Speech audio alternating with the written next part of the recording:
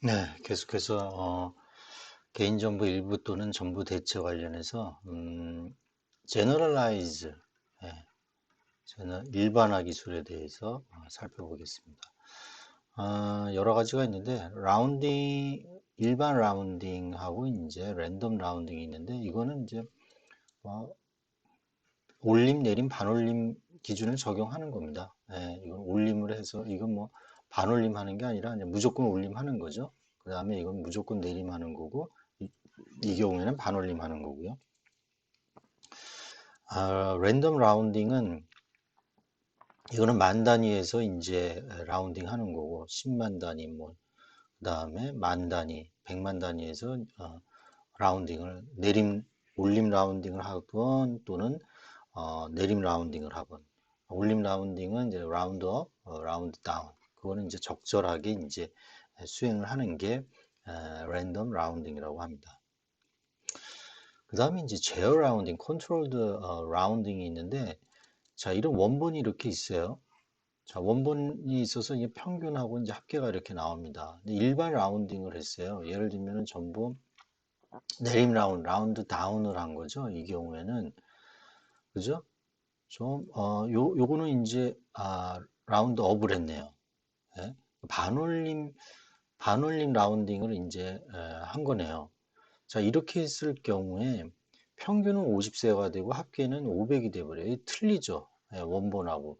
그랬을 경우에 이러한 단점을 해결하기 위해서 원본과 결과를 이제 동일하게 하려고 특정한 부분만 이제 바꾸는 거죠.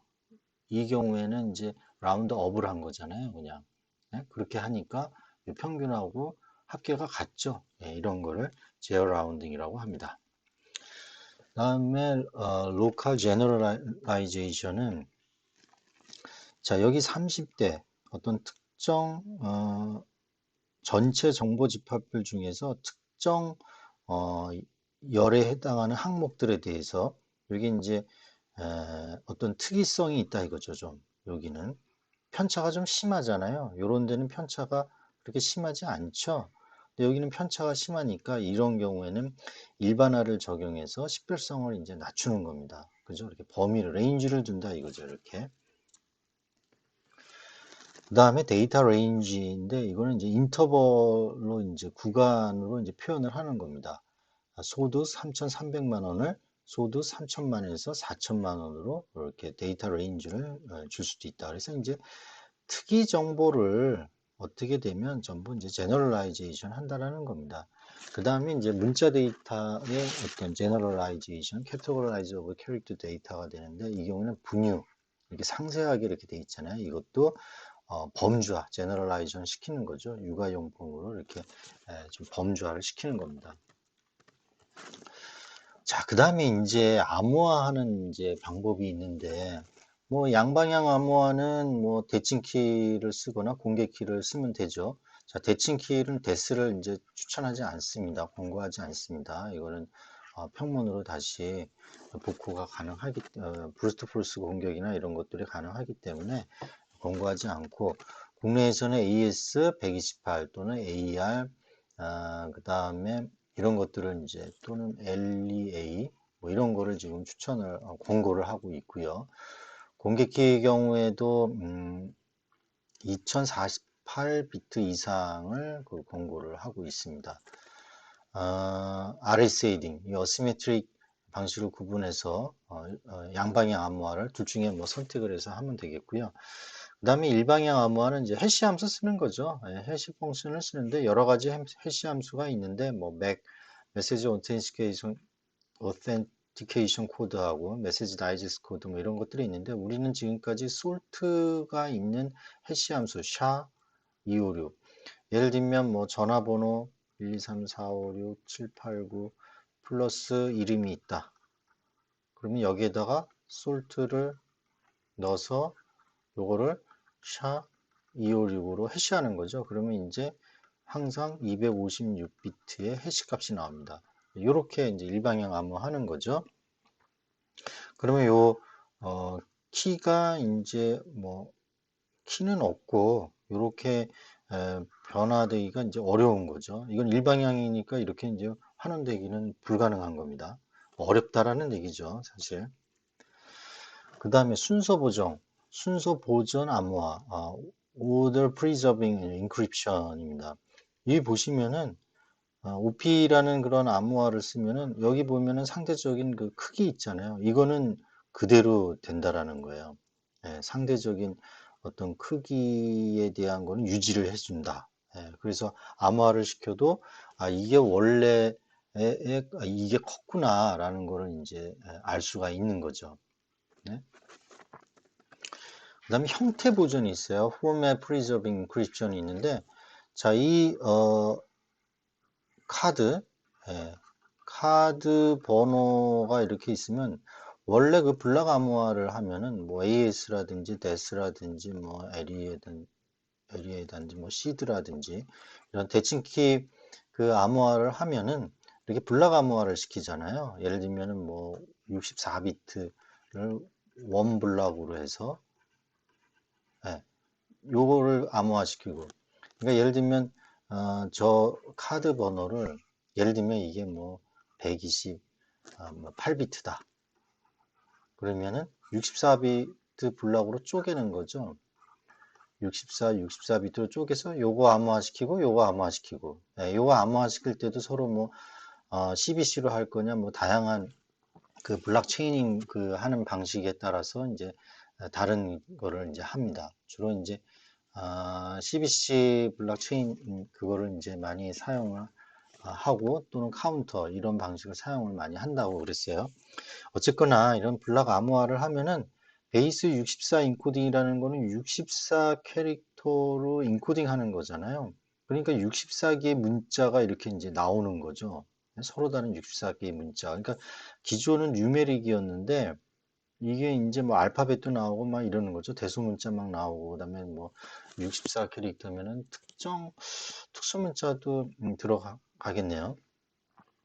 그런데 형태 보존 암호화는 기존 형태와 동일한 숫자 뉴메릭으로만 이제 나옵니다. 예. 그다음에 동형 암호화. 이 동형 암호화가 상당히 그 요새 이제 암호화 분야에서는 유행하고 있는데요. 호모모르픽 인크립션인데 암호화된 상태에서 연산이 가능한 거예요. 자, 이 17 플러스 60하면 뭐 79가 나오는데 요 각각을 동형 암호화 시켜서 이거를 플러스를 시켜서 이거를 다시 복호화 시키면 79가 나온다라는 겁니다. 예, 이게 그 4세대 그 암호화 기법인 거죠. 그러니까 원본을 무슨 이제 예를 들면 뭐 계산을 예를 들면 하는 거를 이제 위탁을 줘야 되는데 이 평문은 주기 싫은 거죠. 그러면 전부 암호화해서 주는 거죠. 암호화해서 줘서 이거를 뭐 더하기를 하든지 뭘 해서 줘라. 그래서 다시 오면은 여기서 키를 갖고 있으니까 키를 주면은 요 합계가 나오잖아요.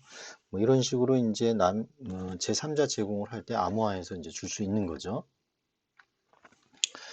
무작위화 기술이 있습니다. 노이즈 에디션이에요.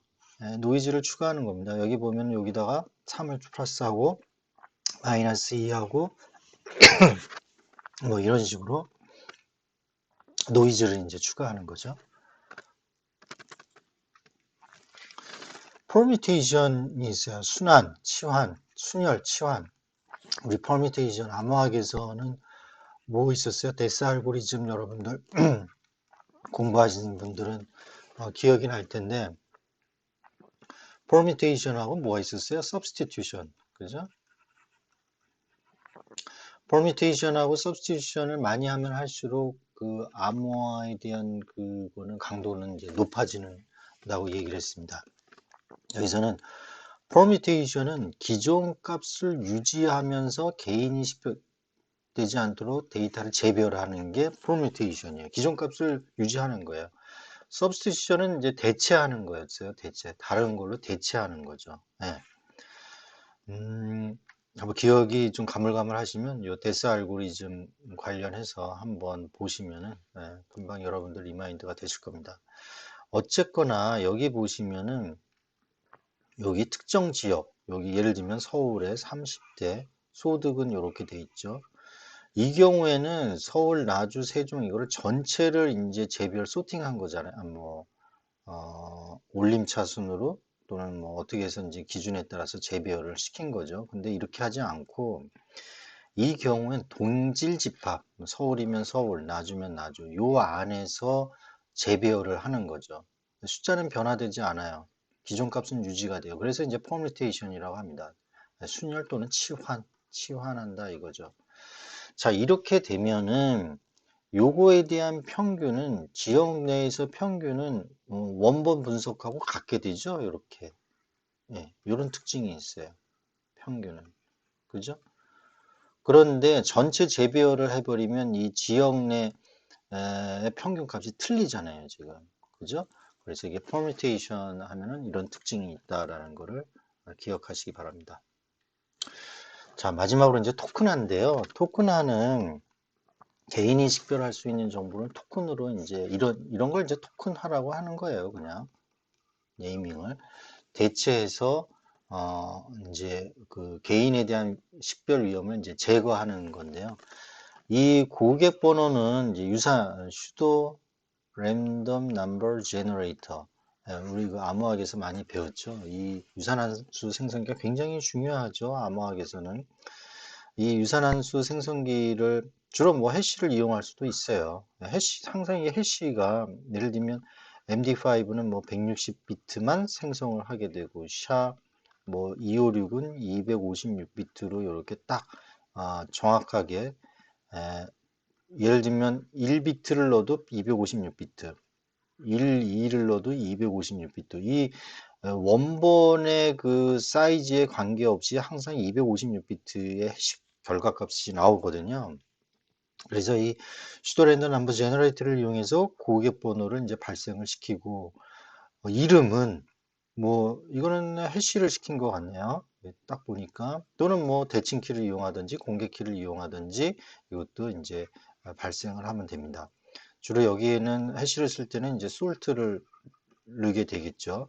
만약에 이게 매핑 테이블을 통해서 원상복귀를 시키던가 아니면 키를 통해서 원상복귀를 시키고 싶으면 대칭키나 공개키 방식을 써서 암호화를 시켜야 되겠죠. 자, 그 다음에 핸드폰은 어떻게 돼요? 형태 보존 암호화를 시켜서 같은 뉴메릭이 나오게 했습니다. 그 다음에 요 뒤에 거는 그대로 이제 존치를 시켰고요. 이게 이제 요렇게 된 걸 이제 토크나이제이션이라고 합니다. 예, 수고 많으셨습니다. 조금만 쉬었다가 이제 마무리를 하도록 하겠습니다.